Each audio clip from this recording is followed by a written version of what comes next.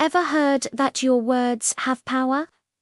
Well, for one young woman, this became literally true. Let's dive into the classic tale of diamonds and toads. Once upon a time, nestled at the edge of a sun-dappled forest, lived a widow and her two daughters. The elder Clarice was her mother's mirror image, proud, sharp-tongued, and vain. The younger Marianne possessed a gentle spirit and a kind heart, a legacy from her late father. Their humble cottage was a place of contrasts. While ivy climbed the stone walls and Marianne's garden perfumed the air with rosemary and thyme, the home itself was filled with bitterness. The widow doted on Clarice, blind to her faults and indulging her every whim. Clarice wore ribbons and lace, even when food was scarce. Marianne, meanwhile, wore patched-up dresses and bore the weight of all the household chores. From fetching water to tending the fire, her days were a loop of thankless labor. Her mother's words were always sharp. "Stop daydreaming, Marianne. You'll never be more than a servant." But Marianne never retorted. She knew that kindness was her only shield. One scorching summer afternoon, the water jug ran dry. Marianne, her mother, commanded, "Go to the well beyond the orchard, take the largest jug, and don't dawdle." The journey was long and the sun was relentless, but Marianne obeyed without a word.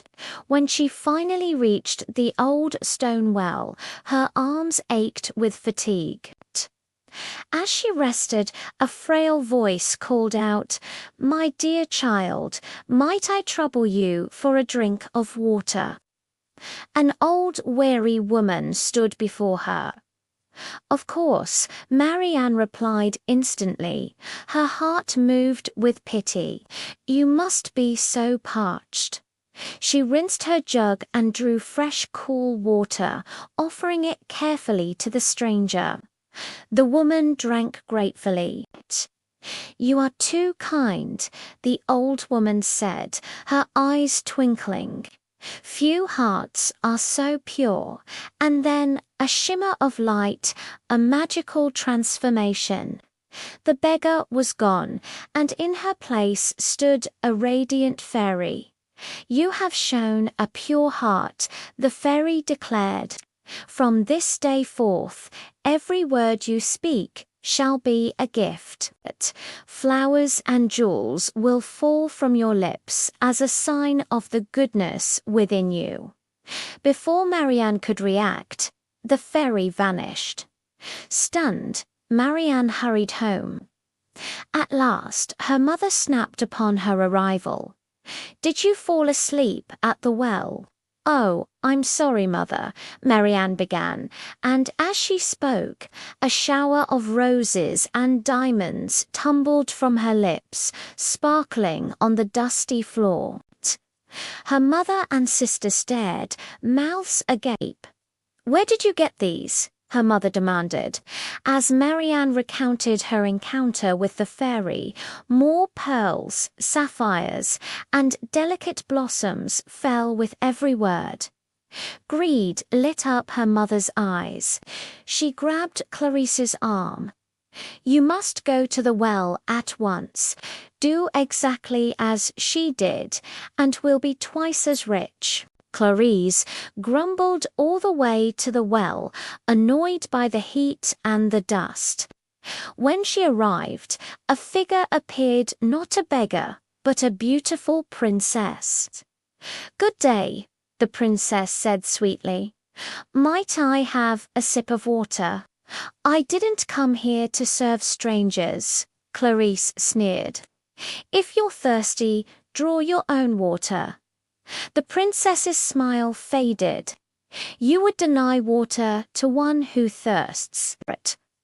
I would deny it to anyone who thinks I'm a servant." Clarisse shot back. Then you shall be rewarded, according to your heart, the princess said, and vanished. Clarisse shrugged and stormed home. Well, her mother asked eagerly, "Did you meet her?" "Some fool asked for water, but I sent her away," Clarisse spat. And with that, a toad leaped from her mouth. Then another. Her next word unleashed a hissing snake. The room filled with vile creatures. "This is your fault," the widow shrieked at Marianne. "You've cursed your sister. Get out of this house now." Heartbroken, Marianne left, tears streaming down her face.